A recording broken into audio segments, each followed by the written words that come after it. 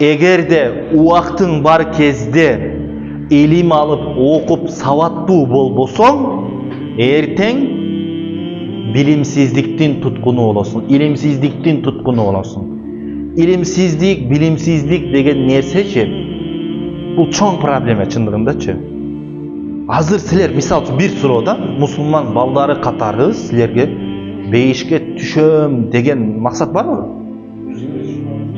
Бардыгыбызда бар, туурабы? Бейишке түшөбүз деген максатыбыз бар. Бейишке ишенебиз. Анда эмнеге ага ошо бара турган жолго кам көрбөйбүз? Ага бара турган жол, досторум, инелерим, агаларым, илим менен билим менен болот. Илим менен билим менен болот. Генри Форд айткан экен.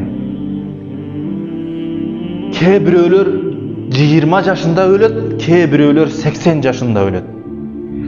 Сен окууну таштаган мезгилиң өлгөн күнүң ошол. Мээңе жаңы информация кирбеген күнү өлгөн күнүң ошол. Билимиң өспөй калган күнү өлгөн күнүң ошол күн.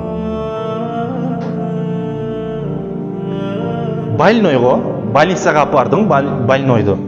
Оорулуу адамга 3 күн тамак бербесең эмне болот? Өлөт. А биз мээңизге тамак бербегенибизге канча күн болду? Сиздин мээңиздеги бүгүнкү ой жүгүртүүлөр дейин. Мисалы үчүн баягы пайдалуу маалыматтар, илим, билимдер, түшүнүктөр да. Ушул көбөйдүбү, көбөйгөн жокпу? Эртең көбөйбөсө, бир күн көбөйбөсө, анда ушул бойдон эле калып кеткен болсо, өлгөн күнүңүз ошол. Бир окумуштар айткан экен. Кээ бирөөлөр 20 жашында эле өлөт, ал эми 60 жашында көмүлөт деген экен. Сөз маанисин түшүнөбү? Мен 10 жылдан бери сабак берип келатам да, ушундай адамдар көрдүм. Сөздүн котормосун жазып койгом да китепкечи, город, анан шаар депчи кыргызчасын. Бир кыздан сурадым. Ушул шаар деген сөздүн мааниси кыргызчасы эмне? Энди кандай болот мааниси десем? Казакстан өзүнчө бир шаар, Россия өзүнчө бир шаар, Кыргызстан өзүнчө бир шаар да дейт. Ушундай сабатсыз адамдар бар. Орта Азия өзүнчө бир мамлекет, деп менден чоң эле бир байке сурайт. Элестетсең? Эң сонун нерсе билесиңерби эмне? Мен үчүн эң жагымдуу нерсе эмне болду? Жаш адамдын чоң нерселерге акылы жеткени бул сонун нерсе экен. Жаш адамдын чоң нерселерге акылы жеткени сонун нерсе экен. А бирок тескериси, чоң адамдын кичинекей нерселерге акылы жетпегени бул аябай жаман көрүнүш экен. Эртең силер ата болуп туруп илимсиз, билимсиз боло турган болсоңор барбы? Балаңа эмнени үйрөтөсүз? Балабызга эмнени үйрөтөбүз, мисалы үчүн? Бир нерсени билбей аткан болсо. Ошон үчүн жигиттер айтам го, окуш керек. Окуш керек, илим алыш керек, билим алыш керек. Азыркы кездечи мышленияны күчтүү кылыш керек, ой жүгүртүүнү, аналитик болуш керек, бир нерсеге мына анализдеп. Түшүнүкпү? Ошон үчүн дайыма бул жактан чыксаңар, кайсы бул жерде мына жакшы экен, окуганга деле мүмкүнчүлүк бар экен. Окугула. Айтайынбы? Окугула. Мен 10 жылдан бери сабак берем, жигиттер. Дин тарабынан дагы, чет тилдеринен дагы да. 10 жылдан бери иш кылганым ушул. Кара жумуш кылбайм.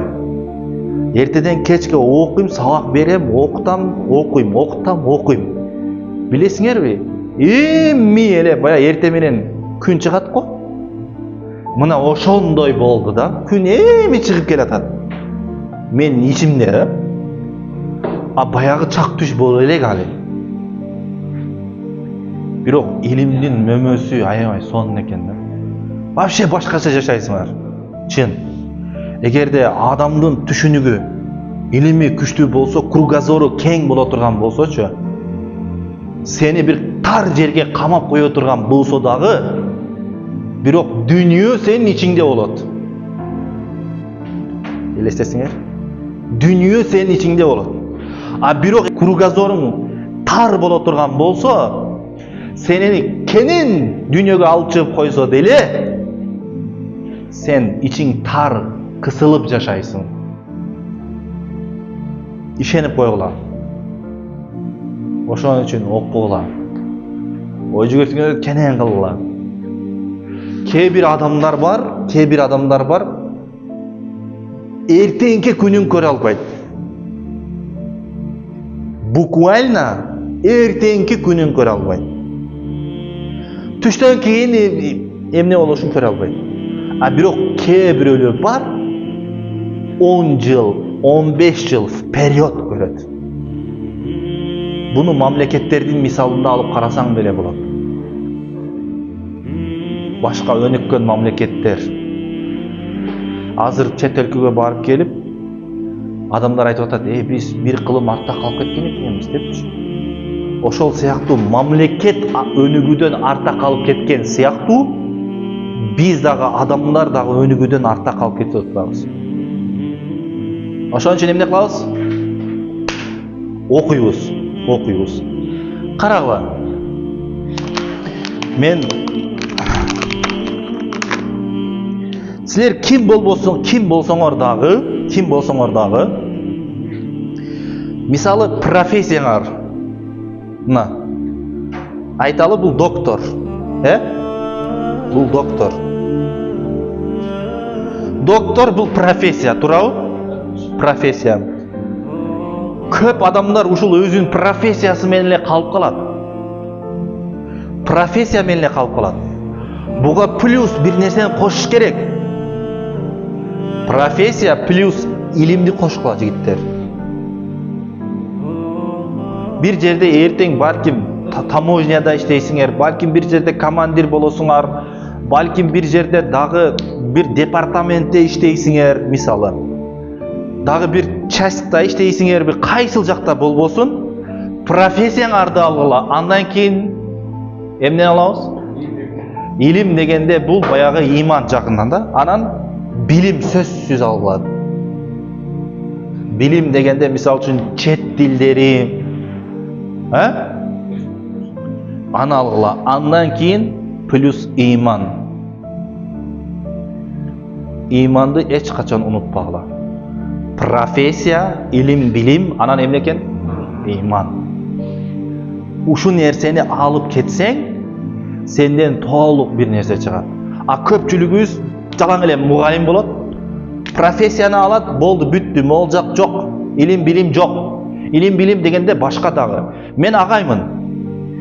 Дагы башка илимдерди алып, кабардар болуп, кругозорум кеңейтип, башка профессиянын, башка кесиптин ээлери менен дагы сүйлөшө ала турган даражада болушум керек.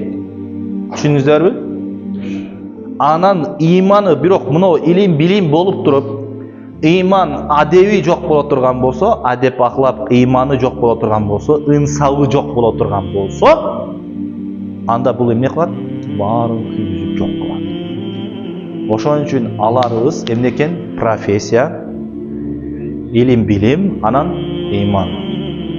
Бир жерде бар водитель болсоңор дагы, жок дегенде күндө жарым саат өзүңөргө убакыт болгула.